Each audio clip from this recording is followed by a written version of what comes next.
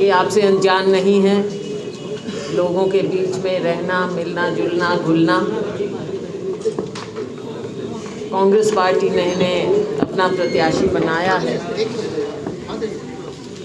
लोगों में बहुत उत्साह है क्योंकि इनको अच्छे से जानते भी हैं और इनकी कार्यशैली भी सबने देखी।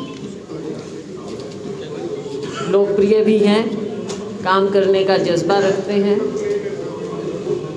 सभी साथी इनके लिए लगे हुए हैं और मेरी सबसे अपील भी है इस चुनाव में बढ़ चढ़कर आगे आएं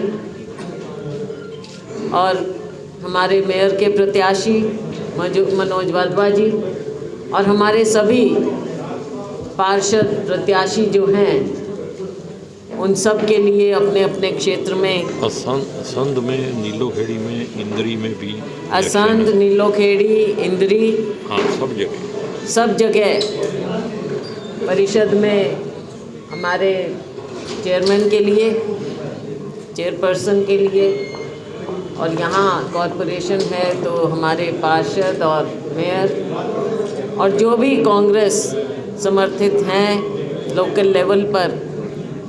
मेरी सबसे अपील है कि सभी इनका साथ दें। भाजपा को मौका दिया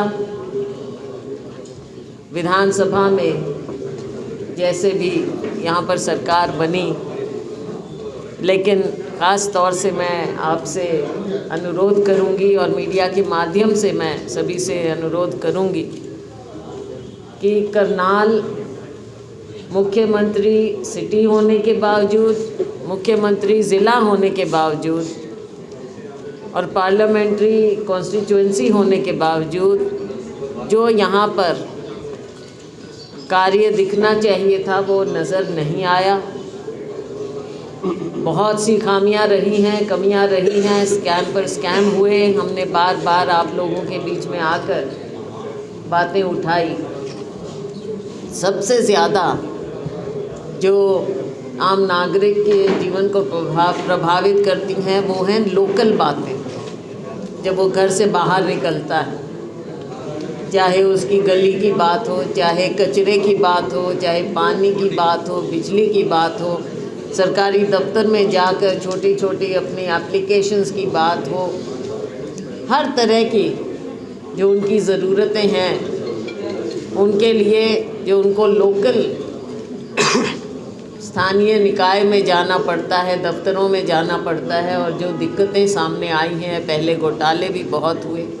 तो आज एक मौका है कि यहाँ पर स्थानीय निकाय में, कॉरपोरेशन में वो हमारे सभी पार्षद प्रत्याशियों का साथ दें, कांग्रेस पार्टी को जिताएं, हमारे मेयर का साथ दें और जो नगर परिषद में हमारे चेयरपर्सन लड़ रहे हैं उन सभी का साथ दें, ताकि आने वाले समय में इस सरकार को, राज्य सरकार को आप चौकन्ना कर सकें और आप लोगों के काम।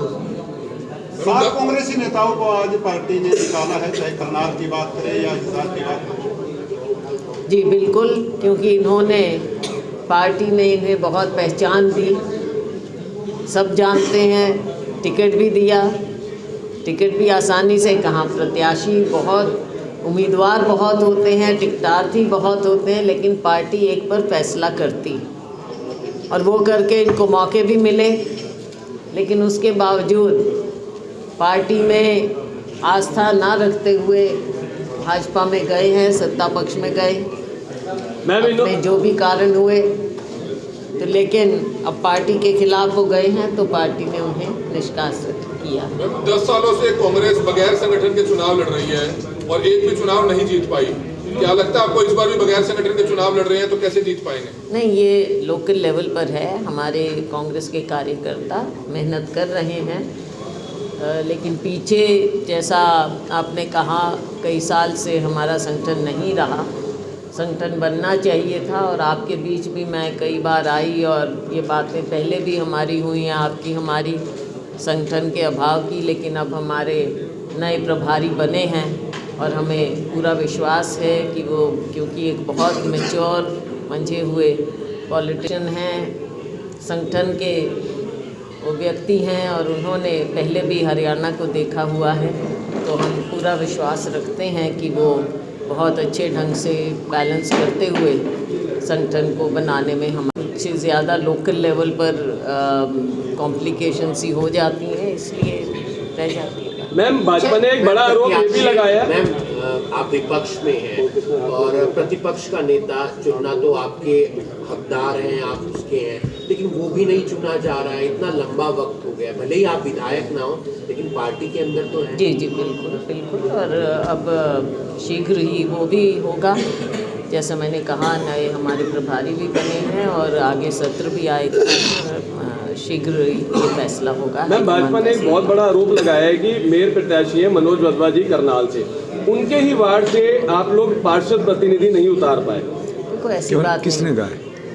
भाजपा के लीडर ने बोला। नहीं, किसने कहा है? नीरू खट्टर हमारे वार्ड नंबर 10 से प्रत्याशी हैं। जो आपको ये बीजेपी वाले कह रहे हैं वो गलत बोल रहे हैं, वो लोगों को गुमराह करने का काम कर रहे हैं। आदत है झूठ। और कल भी आपने देखा उन्होंने किस प्रकार से गुंडागर्दी की। हमारे भाई जसपाल गोल्डी जी को वहाँ से बहला फुसला के उनका पर्चा वापस कराने का उन्होंने प्रयास किया।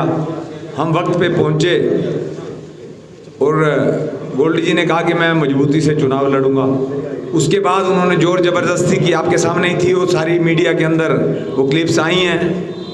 तो ये कहना कि हमारे वार्ड के अंदर, हाँ एक आध वार्ड के अंदर, वो भी अभी कुछ देर रुक जाइए आप, उसका भी खुलासा करेंगे।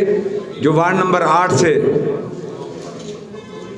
जो हमने प्रत्याशी को टिकट दी थी, उसका भी थोड़ी देर तक करेंगे खुलासा। वधवा साहब, आप कह रहे हैं कि जबरदस्ती इनको ले गए, लेकिन गोल्डी जी वहाँ करने क्या गए थे पंचायत भवन में, जबकि उस दिन नामांकन उठाने की अंतिम तिथि? आपको बता दिया गया था कि उनकी आपस में वहाँ पे पंचायत हुई थी। पंचायत में ये फैसला हुआ था कि म्यूचुअल आप दोनों में से एक ही कॉलोनी के हैं, तो आप एक व्यक्ति इसमें से पर्चा उठा लो। तो उन्होंने जबरदस्ती करने का काम किया। दे दो बहन जी। शैलजा जी, नायब सिंह सैनी का कहना है कि बापू बेटे की पार्टी बन के रह गई, इसलिए कांग्रेस आ गई, परिवारवाद से आगे नहीं बढ़ा। देखो, वो उनको मुख्यमंत्री बनाया है उनकी पार्टी ने, और हम उम्मीद करते हैं कि वो हरियाणा के विकास की बात करें, और कांग्रेस पार्टी में क्या हो रहा है उस बात को छोड़ दें, हरियाणा के लोगों के विकास पर प्रत्याशी ऐसे हैं जो कांग्रेस की पृष्ठभूमि से आते हैं, लेकिन वो चुनाव आजाद प्रत्याशी के तौर पर लड़ रहे हैं। क्या उन्हें कांग्रेस की यकीन नहीं है? मैंने कहा कई बार लोकल बात होती हैं, लोकल वार्ड्स में भी और भी कई उम्मीदवार होते हैं, तो वो भर देते हैं। ऐसे वैसे चुनावों में भी होता है कि किसी पार्टी की वो टिकट मांग रहे होते हैं, नहीं मिलती तो खड़े हो जाते हैं। आपके साथ अगर असली तो वो है कैंडिडेट जिनको सिंबल मिला। चलो आपके साथ मैम एक सवाल आपके साथ अगर यहाँ पर दिव्यांशु बुद्धि राजा होते तो और पार्टी में? देखो, बात ये है, ये कोई फॉर्मल तो था नहीं। मैं तो एक जगह चाय पीने आई थी, तो वहाँ पर मुझे कहा कि चुनाव हो रहा है, अब दफ्तर में आ जाओ, इसलिए मैं आ गई। कोई ये हमारी कोई फॉर्मल, वरना आपको पहले हम बताते और साथियों को भी बताते। तो ये तो एकदम इम्प्रॉम्प्टू बात है। एक क्वेश्चन, सैनी जी कह रहे हैं कि